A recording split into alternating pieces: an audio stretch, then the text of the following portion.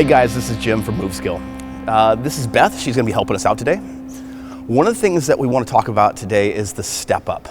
The step up is a great movement. We use it sometimes to build work capacity, where we give a number of repetitions or a time where you're going to be stepping up with or without weight. Other times we want to use it as a strength movement. For that strength movement, like I said, it's a really great tool to develop a few qualities. Those qualities, first off, since we're doing work on one leg or with one arm, whatnot, we're working unilaterally. We want to place additional stress so that that body has to really work on stabilizing things. We often have a problem where we see people who have problems squatting. When they have problems squatting, we have to dive in a little deeper and address some of the stability issues. Unilateral work, like the box step up, is great for that. We also can use it when we start finishing up with a heavy set of back squats, or we have some lower back issues and we still want to work legs and hips. We can minimize the forces acting on the back by using one leg. We can vary the intensity of that so that we can either rehab someone or, on the other hand, prevent injury or improve performance. Long story short, the box step up, I'm going to have Beth step up on here on the box. We want to start with that knee right below the hip. So if I draw a line right across here, knee is right below hip. I want my thighs almost parallel with the ground. If I turn her 90 degrees where she faces that way, I want to face this way, her knee is going to track roughly right over her toes, out, and the knee can travel farther than toes, that's okay.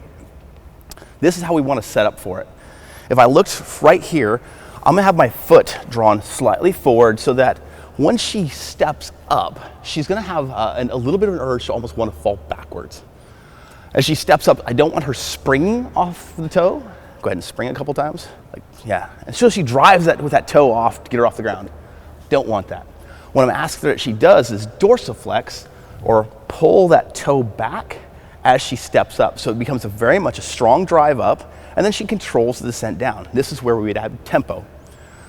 When we start doing this, we can increase or decrease how difficult this is by varying the height. We can add weight. So starting off, when she starts with the weight, she's going to do the exact same thing, and she's going to control the descent down. We're trying to not let that knee drift in. So we're looking at a lot of stability that's going on between hip and knee. We want everything to kind of track out a little bit more rather than cave inwards. So as she drives strongly up, she's keeping her torso upright, and she's controlling the descent down. One more. And now if I move her out 90 degrees and we switch legs, we can do the exact same thing. So depending on where that foot is, we're going to move that foot up to where it's kind of close to the other one, and we're going to drive up and right back down. One more. We can use this in place of back squats or something like that when we have poor dorsiflexion. When she has her foot up there, we still get a strong drive off that single hip.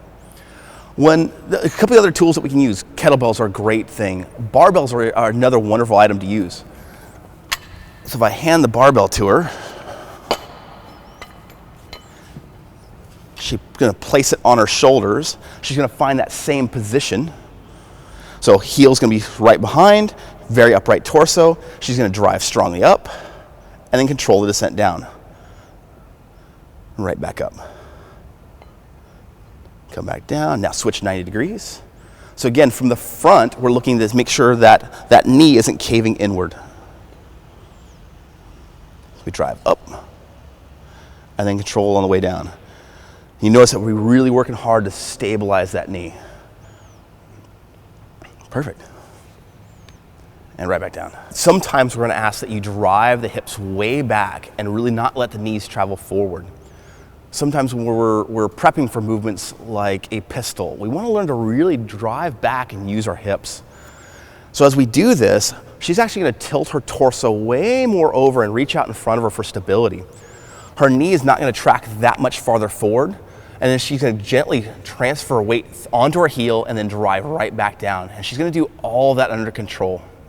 So the knee doesn't really travel all that much forward. So one more time. And back down.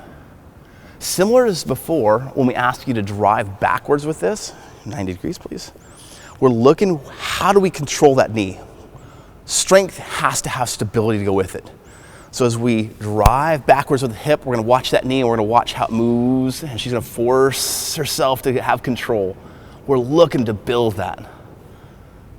One more time. Awesome. So guys, if we ask you to drive back and really get on your heels, that's what we mean. We'll bounce back and forth between strength movements, stability movements, work capacity. If you have any questions about this stuff, make sure you email us, info@moveskill.com. This is Jim, Beth. Have a great day, guys.